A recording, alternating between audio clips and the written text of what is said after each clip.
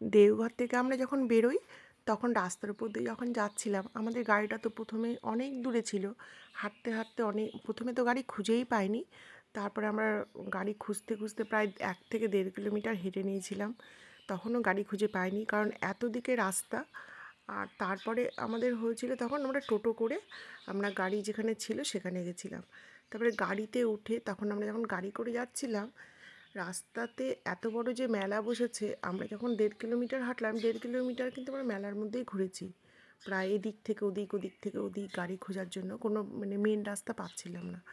তারপরে মেন রাস্তা যখন পেয়েছি, সেখান দিয়েও যে এত এত রাতে এত সুন্দর মেলা গোটা রাস্তায়, আর তার মধ্যে টিপটিপ করে বৃষ্টিও পড়ছিল, এত সুন্দর মেলা বসেছে, এত বড় মেলা, মানে আমি এই প্রথমবার এত বড় মেলা, দেওঘরে যে এত বড় মেলা হয় আমি জানতামই না। যাই হোক, এর আগেও এসেছি কিন্তু তখন তো মেলা ছিল না, এখন যেহেতু পুজোর উপলক্ষে মেলাটা বসেছে। কিছু কিছু দোকান দেখো বন্ধও হয়ে গেছে, যেহেতু এখন বেশ খানিকটা রাত হয়ে গেছে, আমরা রাতে রাতে বেরিয়েছি। আর আমরা এখান থেকে যাব হচ্ছে তারাপীঠ। তারাপীঠ গিয়ে তারাপীঠের কিছু কিছু জিনিস আমরা দেখব। তো আজকে আমরা তারাপীঠেই থাকবো রাত্রেবেলা গিয়ে, সেই জন্য আমরা একটু রাতে রাতে বেরিয়েছি। আর এত সুন্দর লাগছে যে এখানে বলে এই দোকানগুলো যেগুলো খোলা আছে দোকান, মেলার দোকান, সেগুলো নাকি সারা রাত ধরেই খোলা থাকে। এখানে লোকে শুনলাম, এখানে দাঁড়িয়ে থাকছিলাম, ভাবলাম নামবো, কিন্তু নামলাম না, কিছু তো নেবার জন্য তো কিছু নেই, নেব না, যা যা নেওয়ার তো নিয়েই নিয়েছি, আর নেব না কিছু।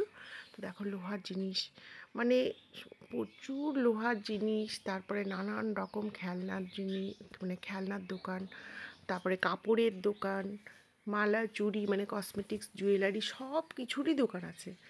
আর এই যে দোকানগুলো, এগুলো কিন্তু সব কাপড়ের দোকান।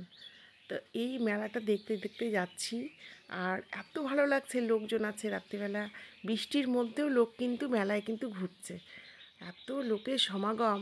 এই দেখো ডালির দোকান, এত লোকের সমাগম যে বলে বোঝানো যাবে না।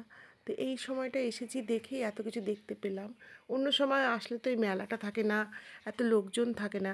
মন্দির প্রাঙ্গণে যেটা লোকজন থাকে সেটা মন্দিরেই থাকে, আর বাইরে এসে এত লোকজন দেখা যায় না, এত সুন্দর করে সাজানো গোছানোও থাকে না। তো খুব ভালো লাগছিল দেখে।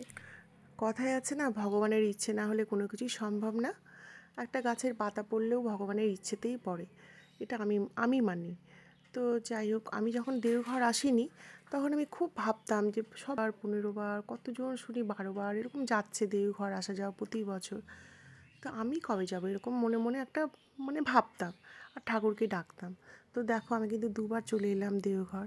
তো তোমরা যারা একবারও আসোনি, হয়তো মনে মনে ভাবো যে আমি কবে যাব কবে যাব, ঠিক তোমরা আসতে পারবে।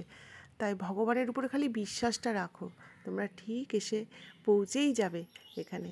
তো দেখো আমরা তারাপীঠ পৌঁছে গেছি, আর হোটেলে রাশি রাশি হোটেল দুপাশে, এই জিনিসটা দেখতে কিন্তু হেব্বি লাগে, আমার তো ভীষণ ভালো লাগে। এর আগে এই লরিকাতে ছিলাম এসে। যাই হোক, আমরা রাতটুকু এখানে থাকবো, আর কালকে সকালে এখানে পুরো ঘোরাঘুরি করব। আর দেখো আমরা ঢুকেছি কিন্তু বেশ জোর বৃষ্টি হচ্ছে, প্রচণ্ড পরিমাণে বৃষ্টি হচ্ছে।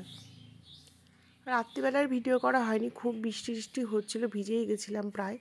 তো সকালে উঠে দেখি এখানে রাস্তার ধারে হান্ডি মাটন হচ্ছে, তাও আবার গ্যাসে। আমি এটা গ্যাসে দেখিনি, এই রান্নাটা আমি উনুনে, যে কয়লার উনুনে কি খড়ির উনুনে হতে দেখেছি, এখানে দেখি গ্যাসেই হচ্ছে।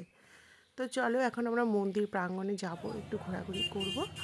আর যখন অন্য অন্য মন্দিরে যাব আরও জায়গায়, তখন অবশ্যই তোমাদের সঙ্গে আবার শেয়ার করব। তো তোমরা যারা যারা এখনও চ্যানেলটিকে সাবস্ক্রাইব করোনি, সাবস্ক্রাইব করে নিও। চলো টাটা, আজকের ব্লগটি এখানেই শেষ।